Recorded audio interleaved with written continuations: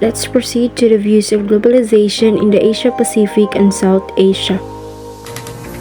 It includes some of the world's most economically developed states such as Japan, South Korea, Singapore, and Taiwan, and highly impoverished such as Cambodia, Laos, and Nepal. It also includes the largest and most populous states on the globe, including China and India, and some of the world's smallest such as Maldives and Bhutan. So it means that it does not focus only on the largest or populous state, but it also includes some of the world's smallest states such as Maldives and Bhutan. The economies of Japan, Korea, Indonesia, Vietnam, and Pakistan have strategic relevance in today's global system. So, since the economies of Japan, Korea, Indonesia, Vietnam, and Pakistan have relevance in today's global system, they have become the focus of global powers outside of the region because their economic importance attracts attention and engagement from other countries seeking to benefit from or influence these economies. Pacific Pivot. When we say Pacific Pivot, it is a foreign policy shift implemented by United States to commit more resources and attention to the region. Atlantic Century. It is a shift that is termed Pacific Century by U.S. Secretary of State Hillary Clinton. He stated that the Asia-Pacific has become a key driver of global politics. It is also a home to several key allies and important emerging powers like China, India, and Indonesia. Globalization in the Asia-Pacific and South Asia is an external phenomenon being pushed into the region by world powers like US and Europe. It can be viewed as a force for good, bringing economic development, political progress, and social and cultural diversity. So we will now move on to the Asia-Pacific and South Asia's impact on globalization. Asia was the central global force in the early modern world economy. It was the site of the most important trade routes and in some places more advanced in technology than West, such as science and medicine. So in the early modern world economy, Asia played an important role as the central global force and the most important trade routes and in some places more advanced in technology than West, such as science and medicine. So the colonies in the Asia-Pacific and South Asia influenced the West and vice versa. They were often laboratories of modernity. Colonialism was not simply a practice of Western domination, but a product of what one thinks of as Western and modern. First, Japan embarked on procuring raw materials like coal and iron at unprecedented economies of scale, allowing them to gain a competitive edge in the global manufacturing market, as well as globalized shipping and procurement patterns which other countries modeled. So, Japan began buying raw materials like corn and iron in huge quantities, and that allowed them to produce goods on a large scale and became a major player in global manufacturing. So, the impact of their strategy gave Japan a competitive edge because they could produce goods more efficiently and at a lower cost. They also developed advanced shipping and procurement methods that other countries later followed.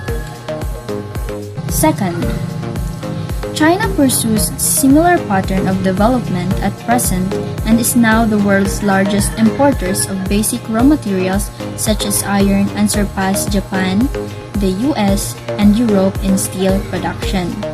It also surpassed the World Bank in lending to developing countries. It had an enormous impact on the availability and consumption of goods around the world. This simple scale of China's development is shaping and furthering globalization.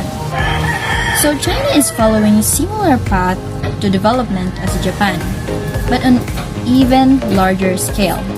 It is now the world's largest importer of raw materials like iron and has surpassed countries like Japan, the US, and Europe in steel production.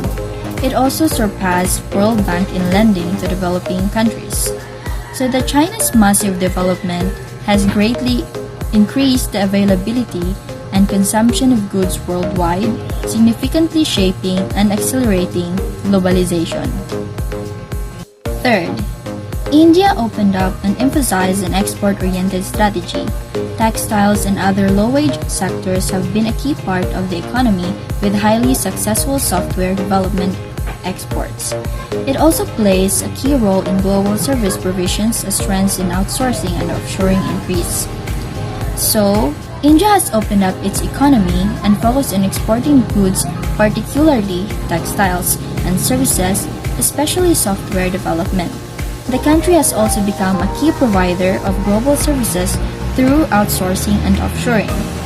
So India's strategy has made them a major player in the global economy, particularly in the technology and service sectors.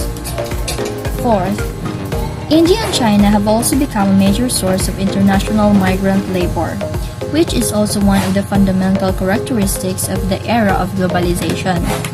This includes the migration of highly skilled labor into the high-tech industry based in Silicon Valley. India, China, and the Philippines were three of the top four recipient states of migrant remittances.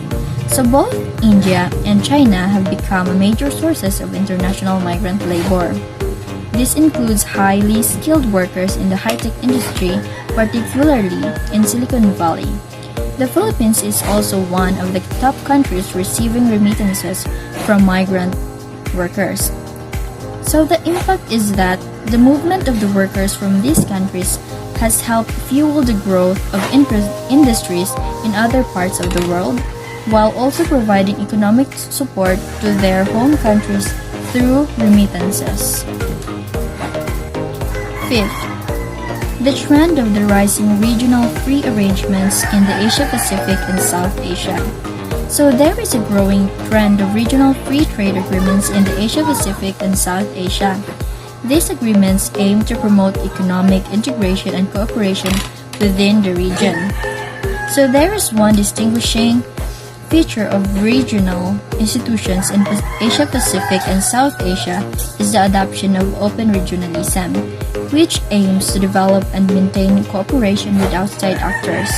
This is also meant to resolve the tension between the rise of regional trade agreements and the push for global trade as embodied by World Trade Organization or the WTO, the only global international organization dealing with the rules of trade between nations. So when we say open, it simply refers to the principle of non-discrimination. More specifically, an openness in membership and openness in terms of economic flows. And open regionalism is embodied by Asia-Pacific Economic Cooperation or APEC. So, the impact of regionalism is that it can help countries learn from each other, increase trade, and establish frameworks for broader global cooperation. These agreements can act as stepping stones towards greater globalization. Sixth and last, in culture and globalization in the region, the source of a wide variety of cultural phenomena that have spread outward to the West and the rest of the world is the region. Examples include Hello Kitty created in Japan, including anime, Pokemon, and Power Rangers, which become regional and global phenomenon. The regional and global rise of Korean popular culture called K-Wave, comprising of Korean dramas, music or K-pop, and the smash hit Gangnam Style of Korean pop star PSY. So Asia is a source of diverse cultural phenomena that have spread to the West and the rest of the world.